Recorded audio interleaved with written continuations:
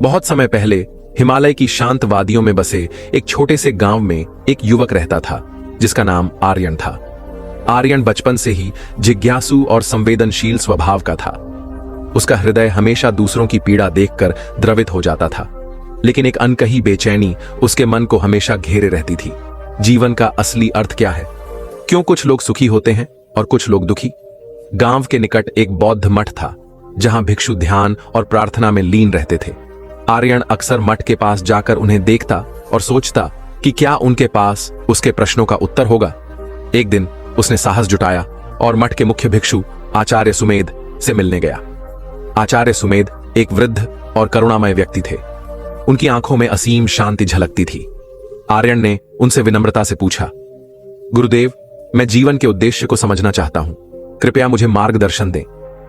आचार्य सुमेध मुस्कुराए और बोले, आर्यन, जीवन का अर्थ केवल शब्दों में नहीं समझाया जा सकता। इसके लिए अनुभव आवश्यक है। यदि तुम वास्तव में जानना चाहते हो तो तुम मठ में रहकर कुछ समय हमारे साथ सीख सकते हो।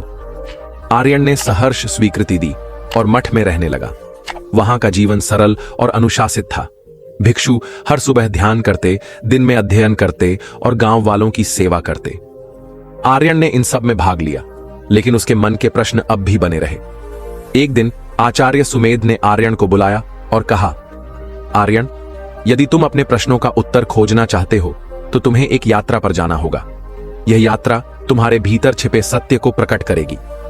आचार्य ने उसे 3 शिक्षाएं दी। 1.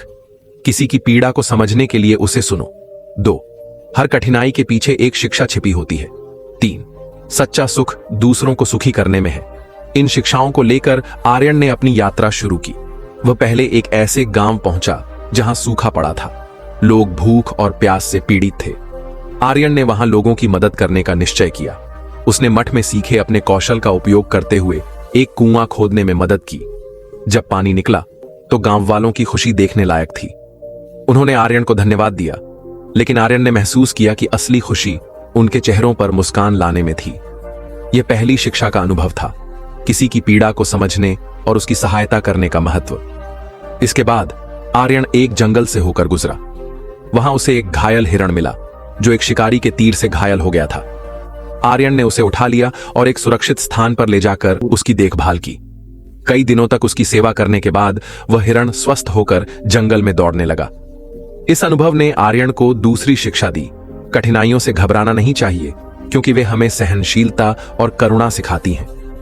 अपनी यात्रा के अंतिम चरण में आर्यन एक बड़े नगर पहुंचा जहां धनवान और निर्धन दोनों तरह के लोग रहते थे। उसने देखा कि धनवान लोग अपनी संपत्ति में खोए हुए थे और सच्ची खुशी से वंचित थे, जबकि निर्धन लोग छोटी छोटी चीजों में भी खुश रहते थे। आर्यन ने नगर में एक सामुदायिक भोजनालय शुरू किया जहां सभी लोग एक साथ भोजन कर सकते थे। उसने देखा कि जब लोग साथ बैठकर भोजन करते थे तो उनके बीच का भेदभाव मिट जाता था। इसने उसे तीसरी शिक्षा सिखाई, सच्चा सुख दूसरों को सुखी करने में है। कुछ महीनों बाद आर्यन मठ वापस लौटा। वह अब पूरी तरह बदल चुका था। उसकी आंखों में वही शांति और करुणा थी जो आचार्य सुमेध की आंखों में थी। उसने आचार्य के चरणों में प्रणाम किया और कहा, गुरुदेव, अब मैं समझ गया हूं कि जीवन का अर्थ केवल अपने लिए जीने में नहीं, बल्कि दूसरों के लिए जीने में है। आचार्य सुमेध मुस्कुराए और बोले, आर्यन, तुमने सच्चे अर्थों में जीवन को समझ लिया है। यही बौद्ध धर्म का मर्म है, करुणा, सेवा और आत्मिक शांति। आर्यन ने मठ में ही रहने का निश्चय किया और दूसरों को वही शिक्षाएं देने लगा जो उसने सीखी थीं। उसकी यात्रा ने उसे न केवल जीवन का अर्थ सिखाया, बल्कि उसे एक ऐसा मार्गदर्शक बना दिया जो दूसरों को भी सही राह दिखा सके। इस प्रकार आर्यन का जीवन एक उदाहरण बन गया कि कैसे करुणा और सेवा के माध्यम से न केवल अपने जीवन को, बल्कि दूसरों के जीवन को भी सार्थक बनाया जा सकता है। आजकल की इस भागती दुनिया में हम इतने ज्यादा व्यस्त होते जा रहे हैं कि हम खुद को भूलने लगे हैं। हमारे मन में इतने विचार चलते रहते हैं कि वह हमें शांति से बैठने ही नहीं देते। जब कभी थोड़ा सा समय मिलता है हमें शांति से बैठने का, तो हमारे दिमाग में फिर से तमाम विचार आने लगते हैं और फिर हम यह भूल जाते हैं कि हम शांतिपूर्वक बैठे हैं कि नहीं। अर्थात हमारा दिमाग विचारों से इतना ज्यादा भर जाता है कि वह हमें शांति से एक जगह पर बैठने ही नहीं देता। तो आज के इस वीडियो में हम अपने मन के विचारों को साफ करके अपने दिमाग को किस तरीके से शांत रखा जाए, इसी के बारे में बात करने वाले हैं। दोस्तों, एक बार एक गुरु और एक शिष्य एक सुनसान जंगल से गुजर रहे थे। तभी शिष्य अपने गुरु से एक सवाल करता है कि गुरुजी, ऐसा क्यों होता है कि कुछ लोगों के पास कुछ भी नहीं होता, लेकिन फिर भी वह सुखी रहते हैं और आनंद में रहते हैं, और कुछ लोगों के पास सब कुछ होते हुए भी उदासी उनके चेहरे पर साफ दिखाई देती है। गुरु ने एक मुरझाए हुए फूल की तरफ इशारा करते हुए अपने शिष्य से कहा कि यह सोचने और समझने की बात है। अगर यह फूल ये सोचेगा कि मैं कल मुरझा गया था, या फिर यह सोचेगा कि मैं भविष्य में फिर से मुरझा जाऊंगा, तो ये कभी भी खुलकर पूरी तरीके से खिल नहीं पाएगा। अपने सुंदर स्वरूप में ये कभी भी वापस नहीं आ पाएगा और अपनी खुशबू इस प्रकृति में कभी भी बिखेर नहीं पाएगा। इसी प्रकार इंसान अपने अतीत की यादों में खोया रहता है, या फिर अपने भविष्य की करता रहता है, भविष्य के दुखों के बारे में सोचता रहता है, या भूत में जो उसके साथ बुरी घटनाएं घटित हुई हैं, वह उन्हीं के बारे में सोच सोच करके वह अपने भविष्य के लिए चिंतित होता रहता है। तो ऐसा मनुष्य जीवन में कभी भी सुख अनुभव नहीं कर सकता। ये समझने की बात होती है कि जीवन हमेशा वर्तमान में होता है। अतीत और भविष्य की कल्पनाएं हमेशा मनुष्य को मृत्यु की तरफ ले जाती हैं। इसलिए यह जरूरी हो जाता है कि जिस प्रकार हम अपने शरीर की देखभाल करते हैं, उसे बीमारियों से दूर रखने के लिए उसके अंदर से गंदगी भी साफ करते रहते हैं। ठीक उसी प्रकार समय समय पर हमें अपने मन और मस्तिष्क की भी गंदगी को साफ करते रहना चाहिए, उसकी धुलाई करते रहना चाहिए। इससे आपकी बुद्धि की क्षमता तो तेज होगी ही होगी, साथ ही साथ आप हमेशा आनंद में रहने का रहस्य भी जान पाएंगे। शिष्य ने सवाल किया कि गुरुदेव, इससे पहले कि हम मन और मस्तिष्क पर चर्चा शुरू करें, इससे पहले मैं यह जानना चाहता हूं कि जिन लोगों के पास सब कुछ होता है वह दुखी क्यों रहते हैं, और जिन लोगों के पास कुछ भी नहीं होता है वे अक्सर आनंद में क्यों होते हैं? यह रहस्य क्या है? इसके पीछे का कारण क्या हो सकता है? गुरु ने उत्तर दिया कि कुछ लोग जीवन में जब सब कुछ हासिल कर लेते हैं और सब कुछ हासिल कर लेने के बाद उन्हें सब चीजों की व्यर्थता का पता चल जाता है। ऐसे लोगों को अक्सर यह एहसास जकड़ लेता है कि मैंने जीवन में कुछ भी पाया, जो कुछ भी किया उससे भले ही मैंने सुख सुविधाएं हासिल कर ली हो, लेकिन मन की शांति अभी भी बहुत दूर है और अधूरी भी है, उस तक मैं पहुंच नहीं पाता। सब कुछ पाकर भी मैं अपने मन को जान नहीं पाया। और जब इंसान को ऐसा लगता है तो उसे महसूस होता है कि जो कुछ भी उसने कमाया है वह कौड़ियों का भाव था। उसने अपना जीवन बेकार की चीजों में यूं ही व्यर्थ कर दिया। और वहीं पर जिस इंसान के पास जीवन में कुछ भी नहीं होता है, उसके पास एक उम्मीद होती है, सब कुछ पाने की लालसा रखता है, और वही लालसा, वही इच्छा उसको जीवन में खुश रखती है, आगे बढ़ाती है, और ऊर्जा से वह हमेशा भरा रहता है। गुरु ने अपने हाथ से एक सूखे पेड़ की तरफ इशारा करते हुए कहा कि शिष्य, कभी तो यह पेड़ भी हरा भरा रहा होगा, फलों से लदा हुआ रहा होगा, अनेक प्रकार के पक्षी और जानवर इस पर आराम करते होंगे, इसके फलों को खाते होंगे। इस समय इस पेड़ को भी यह पता नहीं होगा कि एक दिन यह सूख जाएगा और उसकी हालत इतनी बदतर हो जाएगी कि यह किसी को छांव तक नहीं दे पाए, उसके ऊपर पत्ते तक नहीं रह जाएंगे। उसी प्रकार मनुष्य अपने जीवन की दौड़ में यह भूल जाता है कि जिस दौड़ में वह सबसे आगे निकलने की कोशिश कर रहा है, उसका अंतिम चरण तो मृत्यु ही है। काश वो कभी इस दौड़ से अलग हटकर यह देख पाए कि इसका अंतिम चरण उसे कहां तक पहुंचाएगा। जिस दौड़ को वह सबसे आगे निकलकर जीतने के ख्वाब देख रहा है, उसका वास्तव में अंतिम चरण मृत्यु ही है। काश वह कभी जीवन में भी हो जाता है कि उन घटनाओं को हम किसी भी तरह अपने मन की दौड़ में ठहराकर यह देख पाए कि उसका चरण क्या है और उसका परिणाम क्या होने वाला है। वो तो बहुत कुछ इकट्ठा करने में लगा हुआ है, एक दिन वह सब यही का यही रह जाएगा। इकट्ठा करते करते एक दिन उसका शरीर मृत्यु को प्राप्त हो जाएगा और फिर उसका शरीर आग में जलकर राख हो जाएगा, लेकिन उसके द्वारा बनाई हुई चीज सब यहीं की यहीं पड़ी रह जाएगी। लेकिन इंसान चीजों को इकट्ठा करते करते अपनी जिंदगी को जीना भूल जाता है। वह कभी ठीक से खुलकर हंस भी नहीं पाता, बस इकट्ठा करने में लगा रहता है, और इकट्ठा करते करते वह अपने सब सुख, चैन, खुशी सब कुछ खो देता है।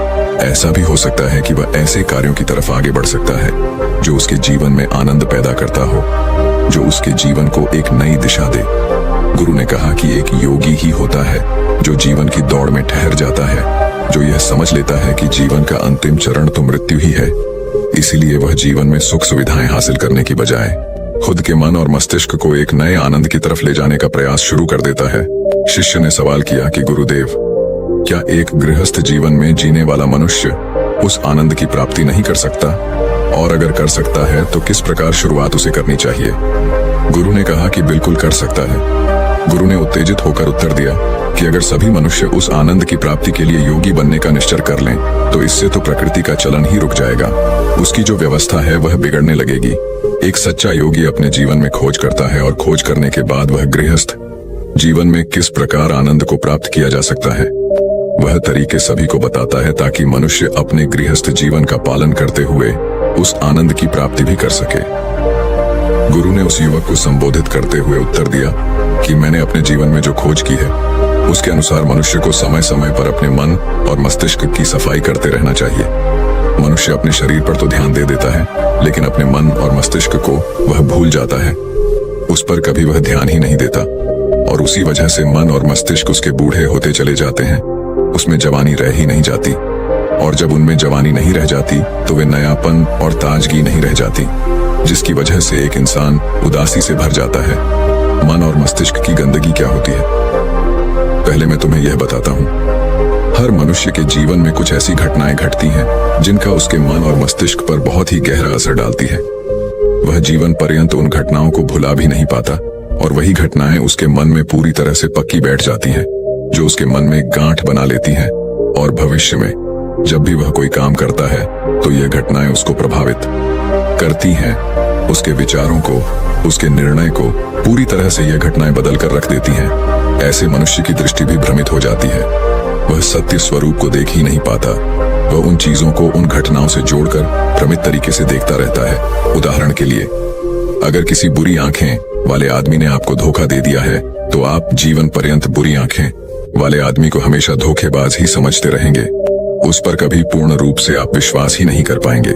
लेकिन समझने की बात यह होती है कि जिस इंसान ने आपको धोखा दिया है वह धोखा आपको बुरी आंखों से नहीं मिला, वह इंसान के स्वभाव से मिला है। लेकिन उस इंसान के स्वभाव से हमारे दिमाग में उसका एक चित्र छप गया, उसकी एक छवि बन गई, और वह छवि दूसरे आदमी से जब हम संपर्क करते हैं तो बीच में एक दीवार की तरह खड़ी हो जाती है, और इसी वजह से दो लोगों के बीच गहरे संबंध स्थापित नहीं हो पाते।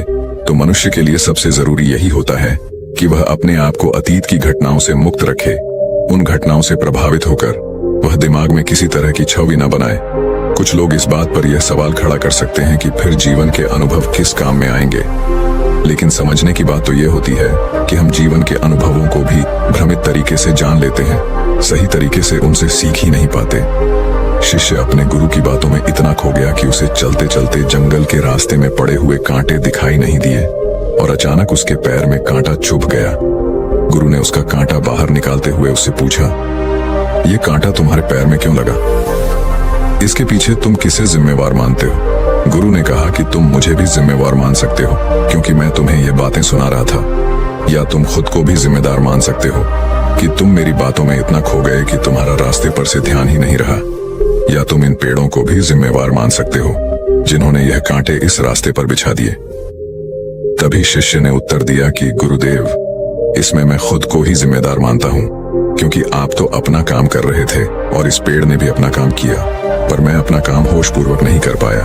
अगर मैं चलते समय ध्यान लगाए रहता, अगर मैं आपकी बातों में पूरी तरह से नहीं खो जाता, तो मुझे ये कांटा कभी नहीं लगता। इसमें पूरी तरह से ही मेरी गलती है।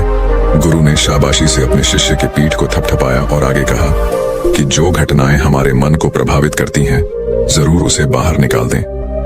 और उसके लिए सबसे सरल तरीका है कि अपनी भावनाओं को व्यक्त करना सीखो। उसे अपने दिल में, अपने मस्तिष्क में बैठा कर मत रखो। जब तुम किसी दूसरे मनुष्य के सामने अपनी भावनाओं को व्यक्त कर देते हो तो तुम्हारे मन का बोझ हल्का हो जाता है। कुछ लोगों का स्वभाव ऐसा होता है कि वह अपने मन की बात किसी को नहीं बताते। ऐसे लोग अक्सर अंदर ही अंदर दुखी होते रहते हैं, लेकिन वह अपने मन की बात किसी दूसरे आदमी को कभी नहीं बताते। उसके कुछ उल्टे ऐसे लोग भी होते हैं जो अपने मन में किसी भी बात को रख नहीं पाते। उनके साथ कुछ भी अच्छा या बुरा होता है, वह अपने मन की बात, अपने भावनाओं की बात दूसरों के सामने व्यक्त कर देते हैं। और तुमने खुद महसूस किया होगा कि जो लोग अपने मन की भावनाओं को व्यक्त कर देते हैं वह जीवन में ज्यादा आनंदित रहते हैं। कभी भी प्राकृतिक रूप से आए हुए भावनाओं को नहीं रोकना चाहिए। यह हमें किसी भी भावना को दबाना नहीं चाहिए। अगर हम किसी भी भावना को रोकने की कोशिश करते हैं तो वे हमें अंदर ही अंदर खाने लग जाती हैं। गुरु ने आगे कहा कि शिष्य, अगर तुम्हारा मन किसी बुरी घटना पर रोने को हो रहा है तो चीख चीख कर रो लो, अपने आप को रोको मत। उस भावना को पूरी तरह से बाहर आने दो। अगर किसी दूसरी घटना पर तुम्हारा मन खुश होने का, आनंदित होने का हो रहा है, तो पूरी तरह से नाचो, गाओ, जिससे कि तुम उस भावना को बाहर निकाल सको। और जब वे भावनाएं अपनी पूरी गति के साथ बाहर आ जाती हैं, तो तुम्हारा मन उन घटनाओं को पीछे छोड़ देता है, अर्थात तुम्हारा मन धीरे धीरे हल्का होने लगता है। गुरु ने शिष्य को समझाते हुए बताया कि जिस प्रकार तेज रफ्तार से चलता हुआ पानी अपने वेग से आने वाली सभी बाधाओं को तोड़ देता है, और अगर हम अपनी भावनाओं को बहने दिए तो वह उन सभी बाधाओं को तोड़ देगा, और उस बात को तोड़ने के बाद उसका कचरा उसके मन से निकल जाएगा और उसका दूषित मन भी साफ हो जाएगा, उसके अंदर की गंदगी भी दूर हो जाएगी। अक्सर मनुष्य अपने मन में किसी घटना को दबाकर इसलिए रखता है कि वह सोचता है कि अगर सामने वाले को इस घटना के बारे में पता चल जाएगा तो वह क्या सोचेगा। इसी विचार से वह अंदर ही अंदर खुद दुखी होता रहता है और अपनी भावनाओं को दबाता रहता है, लेकिन सामने वाले को वह कुछ भी नहीं बताता। लेकिन अगर वह हिम्मत करके शुरुआत कर सकता है, अपने अंदर की बात अपने किसी करीबी मित्र को बता दे, तो उसका पूरा जीवन परिवर्तित हो सकता है, उसका जीवन सुखमय बन सकता है। एक बार अगर उसके दिमाग में यह आदत बन गई तो जीवन भर अपनी भावनाओं को दूसरों के सामने व्यक्त करने से कभी नहीं हिचकिचाएगा। हम अपने जीवन में इस आदत को 21 दिनों में पैदा कर सकते हैं। 21 दिनों तक अगर सही तरीके से हम अभ्यास करें तो हमारा दिमाग पूरी तरह से भावनाओं से मुक्त हो सकता है। यह 21 दिनों का अभ्यास इस प्रकार है। 21 दिनों तक सबसे पहली बात जो आपको याद रखनी है कि अपने मन में किसी भी बात को दबाकर नहीं रखना है। अगर हम किसी मनुष्य के बारे में अच्छा सोचते हैं तो हम उसे करें, अगर बुरा भी सोचते हैं तो भी उसे व्यक्त करें। परिणाम भूल जाएं कि परिणाम क्या होंगे, सिर्फ अपने दिमाग की धुलाई करने पर विश्वास रखें। इससे आपके दिमाग में एक अद्भुत साहस पैदा होगा। गुरु ने आगे कहा कि शिष्य, जब आप किसी मनुष्य के बारे में वह सब बता पाएंगे जो आप उसके बारे में सोचते हैं, तो आप खुद सोचिए कि आपका खुद के ऊपर कितना विश्वास बढ़ जाएगा। आपके मन के सारे दोष खत्म हो जाएंगे। हो सकता है कि इसमें आपको चुनौतियों का सामना करना पड़े, लेकिन जहाँ चुनौतियां नहीं होती हैं, वहीं कुछ अभ्यास भी नहीं होता है। अभ्यास हमेशा चुनौतियों से भरा होना चाहिए। इससे आप सत्य वचन बोलने का अभ्यास भी कर पाएंगे। अक्सर हम दूसरों को प्रभावित करने के लिए वह सब बोलते रहते हैं जो उन्हें अच्छा लगता हो, लेकिन वह नहीं बोलते जो हम उनके बारे में सचमुच सोचते हैं। और यही हमारे सबसे बड़ी भूल हो जाती है, जिससे हमारा पूरा अस्तित्व झूठा बनकर रह जाता है। और अपनी भावनाओं को व्यक्त करते समय यह भी जरूर ध्यान रखें कि आपके अंदर जो भावनाएं उस इंसान के प्रति उठ रही हैं, उसके पीछे का मूलभूत कारण क्या है। उदाहरण के लिए, जब एक नौकर अपने मालिक के लिए कोई काम करता है और वह काम अच्छे से नहीं कर पाता है, तो मालिक उसे डांट फटकार देता है, जिससे उसके अंदर उसके प्रति क्रोध की भावनाएं उठने लगती हैं। लेकिन समझने की बात यह होती है कि मालिक तो आपको कहेगा ही, वह तो डांटेगा ही। अगर आप अच्छे से काम नहीं करेंगे, अगर आप काम अच्छे से कर रहे हैं और फिर भी आपका मालिक आपके साथ उचित व्यवहार नहीं कर रहा है, तो आप खुलकर अपने मालिक को अपनी भावनाएं व्यक्त कर सकते हैं, बिना यह सोचे कि इसका परिणाम क्या होगा। अगर आप इस भावना को उठाएंगे नहीं तो आप अपनी नजरों में खुद ही नीचे गिरने लग जाएंगे। आपका आत्मविश्वास बिल्कुल खत्म हो जाएगा। दूसरा अभ्यास जो तुम्हें 21 दिनों तक करना है, वह यह है कि जो भी घटनाएं तुम्हारे साथ घटित होती हैं, कम से कम आपके जीवन में एक ऐसा इंसान होना चाहिए जिसके सामने तुम अपने दिल की बात रख सकते हो। चाहे अच्छी बात हो, चाहे बुरी बात हो, वह सब बातें तुम बिना कुछ सोचे विचारे, बिना कुछ डर से कि वो इंसान तुम्हारे बारे में क्या सोचेगा, तुम उस इंसान को अपनी सारी बातें बता सको और वह इंसान तुम्हारी सारी बातें सुनने के बाद तुम्हारे लिए कोई छवि पैदा ना करें। ऐसे इंसान अपने जीवन में खोजो और उनके सामने अपनी सारी भावनाएं व्यक्त करने की कोशिश करो। दिन में जो कुछ भी घटित होता है, अच्छा लगता है या बुरा होता है, किसी के प्रति आकर्षण होता है, उसको एक दोस्त की तरह बताने का प्रयास करें। इससे ये पता चल जाएगा कि तुम्हारा मन घटनाओं के प्रति किस प्रकार की भावनाएं पैदा करता है। तुम अपने मन की सारी बातें कह दो ताकि तुम्हारे अंदर की भावनाएं, तुम्हारे अंदर में जो विचार उत्पन्न हो रहे हैं, वह पूरी तरह खाली हो जाएं। तीसरा अभ्यास जो तुम्हारे मन को खाली रखेगा, वह है योग्य निद्रा का अभ्यास। देखते ही देखते यह चर्चा खत्म करते हुए गुरु और शिष्य उस जंगल को पार करके अपने आश्रम में पहुंच चुके थे। तो दोस्तों, उम्मीद है इस वीडियो से आपको काफी कुछ सीखने को मिला होगा, और अगर कुछ सीखने को मिला हो तो हमारे इस वीडियो को लाइक, शेयर और सब्सक्राइब जरूर कर लीजिएगा, और साथ ही कमेंट में नमो बुद्धाय जरूर लिखिएगा। धन्यवाद। अरे यह भी कोई काम है। इसके बाद उन्होंने ढेर सारे तथ्यों के साथ अपने काम को महत्वहीन बताने की कोशिश की। उन्होंने यह भी कहा कि इस समय जो काम मेरे जिम्मे है उसके आधार पर दूसरे संस्थान में नौकरी भी नहीं मिलेगी। इस बात को मुकेश के रिपोर्टिंग मैनेजर मिस्टर कुमार को बताया गया। वह सुलझे हुए इंसान है। उन्होंने तरीके से मुकेश को समझाया कि उनका काम कैसे महत्वपूर्ण है। मिस्टर कुमार ने उनसे पूछा, मुकेश पहले अपने काम के बारे में बताइए। मुकेश ने कहा, मेरा काम यह देखना है कि हमारी कंपनी के प्रोडक्ट में कहां कहां गड़बड़ी है, उसे कैसे दूर किया जा सकता था, आगे ऐसा क्या किया जाए जिससे पुरानी खामियां फिर से सामने नहीं आए। मुकेश की बात खत्म होते ही मिस्टर कुमार ने कहा, यह जानकर अच्छा लगा कि आपको अपने काम की अच्छी समझ है। जैसा आपने कहा है उसके अनुसार आपका काम प्रोडक्ट को कैसे बेहतर बनाया जाए और उसके निर्माण के दौरान की खामियों को दूर करने से जुड़ा है। मुकेश ने हाँ में सर हिलाया। इसके बाद मिस्टर कुमार ने पूछा, जब प्रोडक्ट को लेकर इतनी बड़ी ही जिम्मेदारी कंपनी ने आपको दी है तब आप अपने काम को महत्वहीन क्यों समझते हैं? एक आम धारणा है कि जो लोग प्रोडक्ट के निर्माण से सीधे जुड़े हैं वही मेन स्ट्रीम में काम करते हैं, लेकिन हर काम मेन स्ट्रीम का होता है। अगर ऐसा नहीं होता तो कंपनी आपके ऊपर खर्च नहीं करती। कंपनी को पता है कि आपके काम का परिणाम प्रोडक्ट पर दिखेगा। इसलिए इस बात को मन से निकालिए कि आप जो काम कर रहे हैं उसकी पूछ नहीं है। ध्यान से देखेंगे तो लगेगा कि आपका काम ही सबसे महत्वपूर्ण है। एकता और समझदारी। ऊंचे आकाश में सफेद कबूतरों की एक टोली उड़कर जा रही थी। बहुत दूर जाना था उन्हें, लंबा रास्ता था। सुबह से उड़ते उड़ते थकान होने लगी थी। सूरज तेजी से चमक रहा था। कबूतरों को भूख लगने लगी थी। तभी उन्होंने देखा कि नीचे जमीन पर चावल के बहुत से दाने पड़े थे। कबूतरों ने एक दूसरे से कहा, चलो भाई थोड़ी देर रुककर कुछ खा लिया जाए, फिर आगे जाएंगे। एक बुजुर्ग कबूतर ने चारों ओर देखा। वहां दूर दूर तक कोई घर या मनुष्य दिखाई नहीं दे रहा था। फिर चावल के ये दाने यहाँ कहां से आए?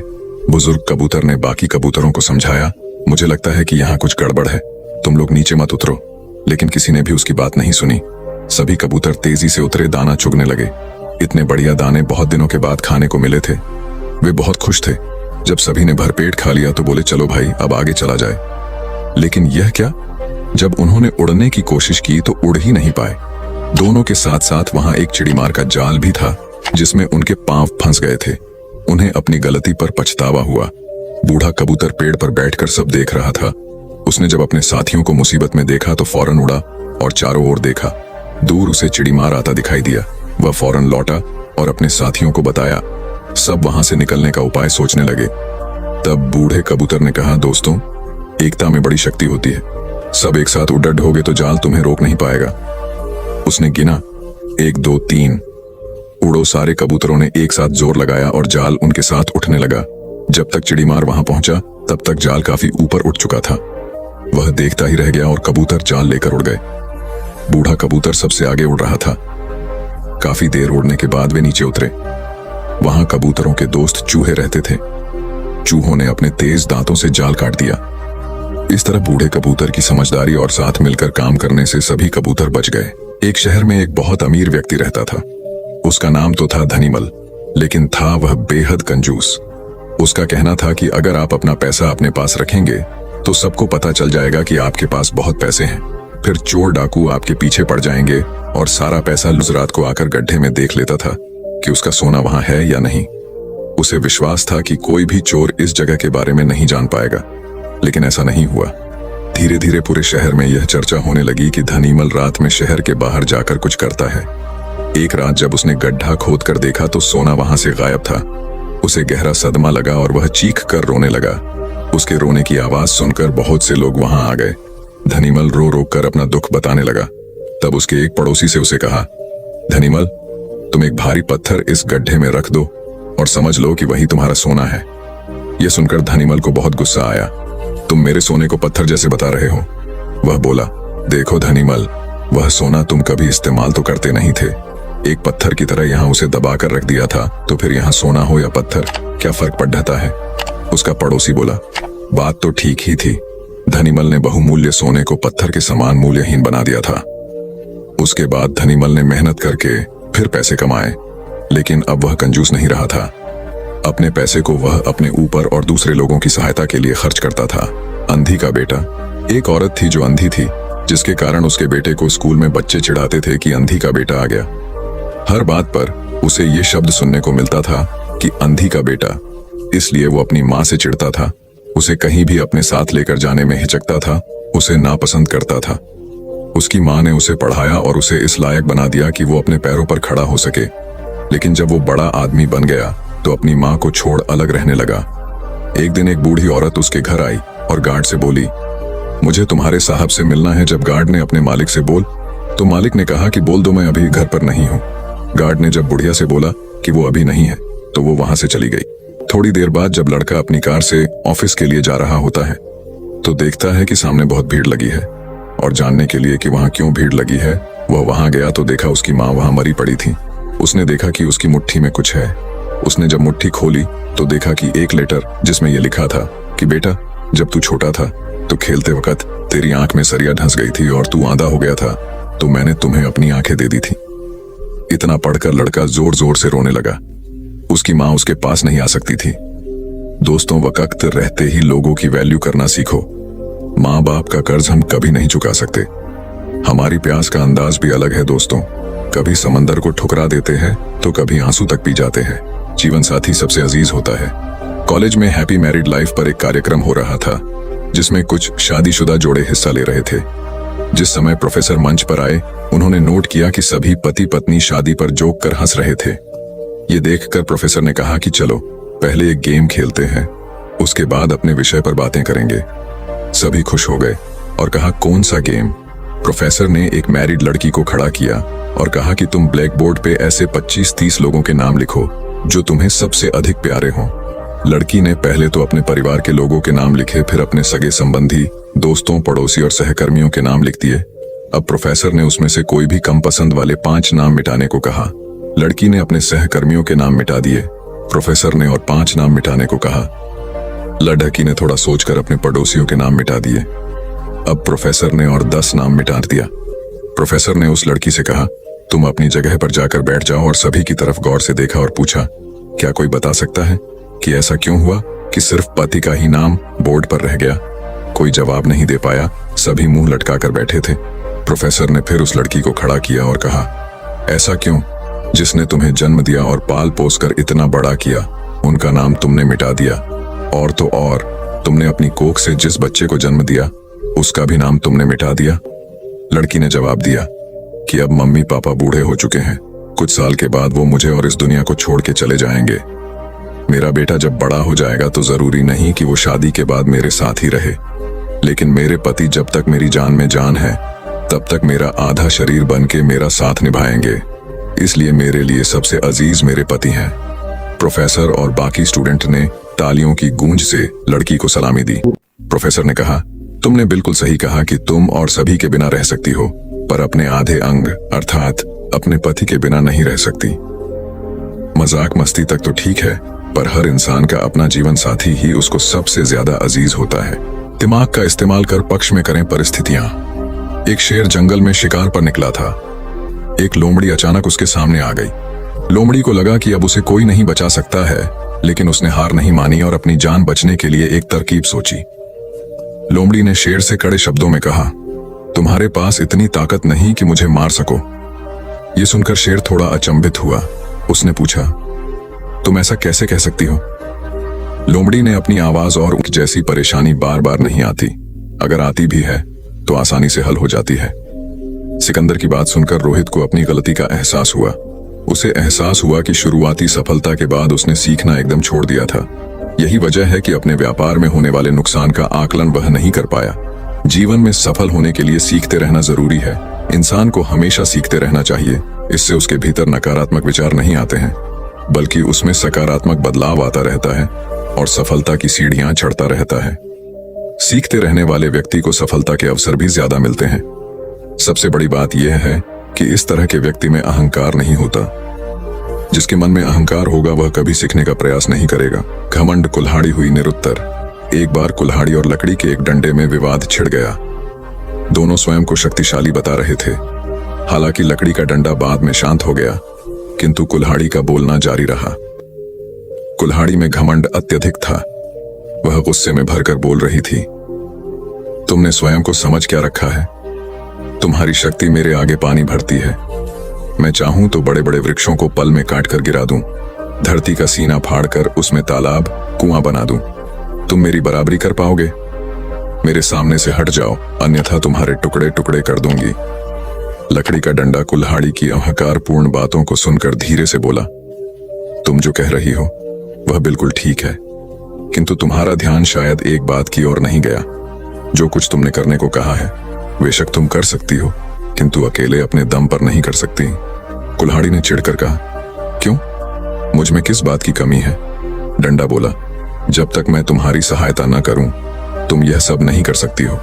जब तक मैं हत्या बनकर तुम में न लगाया जाऊं तब कोई किसे पकड़कर तुमसे ये सारे काम लेगा। बिना हत्थे की कुल्हाड़ी से कोई काम लेना असंभव है। कुल्हाड़ी को अपनी भूल का एहसास हुआ और उसने डंडे से क्षमा मांगी। कथा सार यह है कि दुनिया सहयोग से चलती है। जिस प्रकार ताली दोनों हाथों के मेल से बजती है, उसी प्रकार सामाजिक विकास भी परस्पर सहयोग से ही संभव होता है। यदि जीवन का संतुलन बिगड़ा और थकान आई तो समझ लीजिए कि बीमारी आई, और यदि वापस ऊर्जा अर्जित करने के लिए विश्राम किया जा रहा है तो ऐसी थकान वरदान भी साबित हो सकती है। इन दिनों जिस तरह की हमारी जीवन शैली है, इसमें असंतुलन बहुत अधिक है। सुबह उठने से लेकर रात को सोने तक शरीर की कुछ नियमित क्रियाएं हैं, आदमी उसे भूल गया है। गौतम बुद्ध बहुत काम करते पर कभी थकते नहीं थे। आज भी कई साधु संत उतना ही परिश्रम कर रहे हैं जितना एक कॉर्पोरेट जगत का सफल व्यक्ति करता है, और जब वे रात को सोते हैं तो पूरी बेफिक्री के साथ। बुद्ध से उनके शिष्यों ने एक बार पूछा था, आप थकते नहीं? बुद्ध का उत्तर था, जब मैं कुछ कर, ये क्रियाएं अपने आप में एक विश्राम है, करने वाला कोई और है, हम तो महज उसके हाथों की कठपुतली हैं। ये मनोभाव भी थकान को मिटाएगा। क्या दिक्कत है ऐसा सोच लेने में? महात्मा बुद्ध ज्ञान प्राप्ति के लिए घोर तप में लगे थे। उन्होंने शरीर को काफी कष्ट दिया, यात्राएं की, घने जंगलों में कठिन साधना की, पर आत्मज्ञान की प्राप्ति नहीं हुई। निराश हो बुद्ध सोचने लगे, मैंने अभी तक कुछ भी प्राप्त नहीं किया, अब आगे क्या कर पाऊंगा? निराशा, अविश्वास के इन नकारात्मक भावों ने उन्हें क्षुब्ध कर दिया। कुछ ही क्षणों के बाद उन्हें प्यास लगी। वे थोड़ी दूर स्थित एक झील तक पहुंचे।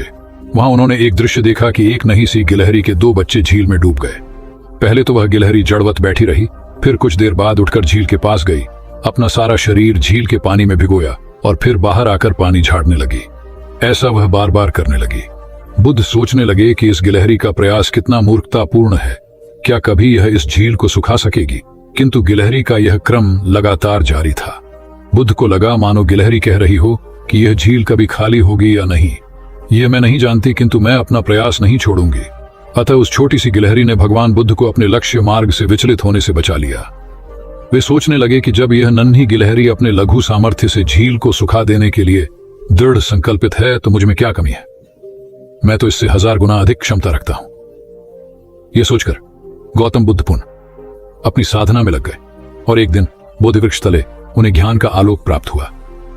यह कथा असफलता के बावजूद प्रयासों की निरंतरता पर बल देती है। यदि हम पूर्ण होने पर बुद्ध ने उसकी तरफ देखा और उसे बहुत स्नेह से दुलारा। उनका निश्चल प्रेम देखकर सर्प का विष अमृत बन गया और यक्ष ने श्रद्धापूर्वक बुद्ध को नमन किया। कहानी का सार यह है कि मन की कलुषता पर एकाग्रता, स्नेह और संभव से ही विजय प्राप्त की जा सकती है। बौद्ध भिक्षु बोधि धर्म भ्रमण करते हुए एक गांव में पहुंचे। लोग उनका बहुत आदर करते थे। बोधि धर्म व उनके शिष्यों का ग्रामीणों ने हार्दिक सत्कार किया और फिर उनके पवित्र वचनों को सुनने के लिए उनके आसपास एकत्रित हो गए। बोधि धर्म लोगों को धर्म और आचरण विषयक अच्छी बातें सरल भाषा में समझाने लगे। तभी वहां एक व्यक्ति आया और बोधि धर्म को अपशब्द कहने लगा। उपस्थित जनसमूह ने उसे रोकने का बहुत प्रयास किया, किंतु वह नहीं माना तथा अनवरत बोधि धर्म को इस आचरण पर कदापि क्रोधित नहीं हुए और लोगों से बोले कि यह भविष्य में मेरा सबसे बड़ा भक्त बनने वाला है। लोगों ने पूछा कि कैसे? बोधि धर्म ने उत्तर दिया, कोई कुम्हार के यहाँ घड़ा लेने जाता है तो घड़े को बजाकर देखा जाता है कि वह फूटा हुआ तो नहीं है। जब 1-2 रुपए के घड़े को कोई इतनी परख कर सकता है तो भला जिसे गुरु मानना है उसे 10-20 गालियां दिए बगैर कैसे पहचानेगा? पहले वह परीक्षा लेगा कि गुरु में धैर्य, आक्रोश व समता भाव कितना है। यह जानने के बाद ही तो वह गुरु को स्वीकारेगा। इसलिए यह व्यक्ति मुझे निरर्थक ही अपशब्द नहीं कह रहा है और आगे चलकर वास्तव में वह व्यक्ति बोधि धर्म का सबसे बड़ा भक्त बना। किसी को शिक्षा देने से पूर्व स्वयं का आचरण भी तदनुरूप होना चाहिए, तभी गुरु का महान पद मिलता है। वस्तुतः गुरु की गुरुता तभी स्वीकारी जाती है जबकि उसमें सदाचरण के सभी लक्षण मौजूद हों। महात्मा गौतम बुद्ध के श्रावस्ती में प्रवचन चल रहे थे। प्रवचन में नित्य ही बड़ी संख्या में लोग आते और विविध महत्वपूर्ण व गंभीर विषयों पर बुद्ध से ज्ञान ग्रहण करते। बुद्ध का शिष्य वर्ग भी काफी विशाल था, जो प्रवचन स्थल की व्यवस्था संभालता और बुद्ध की सेवा में सदैव तत्पर रहता। एक बार रात के समय महात्मा बुद्ध प्रवचन दे रहे थे। सदैव की भांति काफी लोग उनके प्रवचन सुन रहे थे। एक व्यक्ति जो बुद्ध के ठीक सामने बैठा था बार बार नींद के झोंके ले रहा था। बुद्ध थोड़ी देर तक तो प्रवचन देते रहे, फिर उससे बोले, वत्स सो रहे हो? उस व्यक्ति ने हड़बड़ाकर कहा, नहीं महात्मा। बुद्ध ने पुनः प्रवचन प्रारंभ किए। वह व्यक्ति फिर ऊँघने लगा। महात्मा ने फिर वही प्रश्न दोहराया और उसने फिर अचकचाकर नहीं महात्मा कहा। ऐसा लगभग 8-10 बार हो गया। कुछ देर बाद बुद्ध ने उससे पूछा, वत्स जीवित हो? हर बार की तरह इस बार भी उसने कहा, नहीं महात्मा। यह सुनकर उपस्थित श्रोताओं में हंसी की लहर दौड़ गई और वह व्यक्ति पूर्णतः चैतन्य हो गया। तब बुद्ध गंभीर होकर बोले, वत्स, निद्रा में तुम्हारे मुख से सही उत्तर मिल ही गया। जो निद्रा में है वह मृतक समान ही है। महात्मा बुद्ध का संकेत था कि गुरु से ज्ञान ग्रहण करते वक्त सजगता अत्यंत आवश्यक है।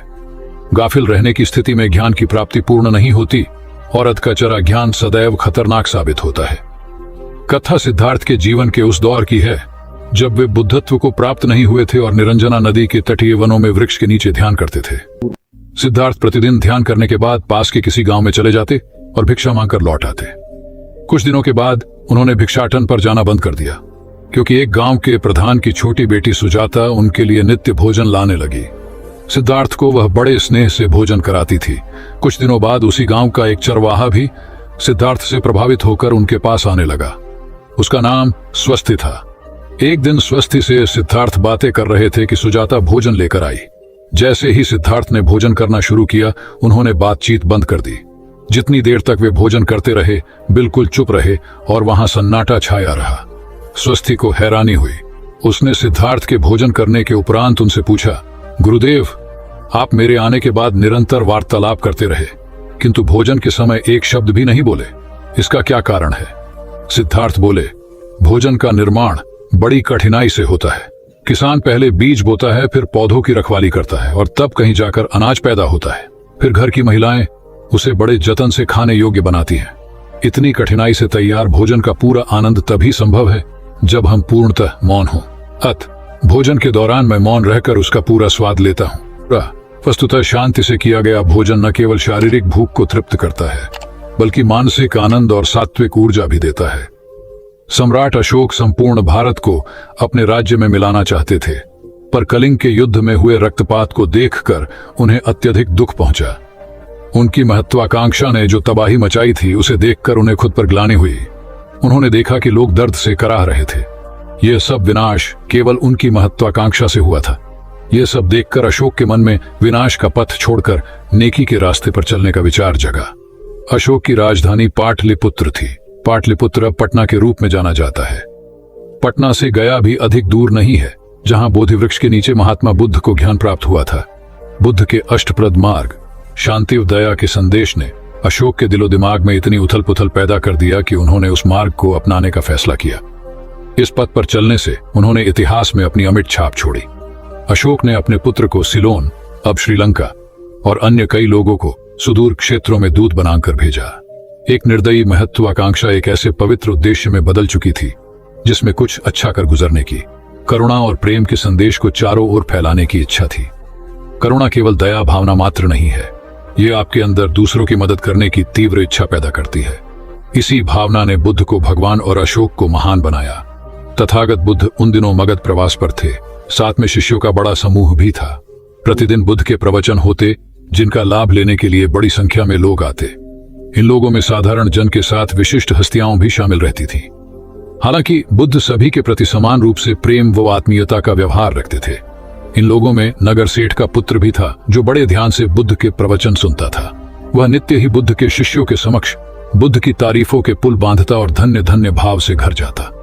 एक दिन प्रवचन समाप्त होने के बाद उसने किसी शिष्य से कहकर बुद्ध से मिलने की हार्दिक इच्छा प्रकट की।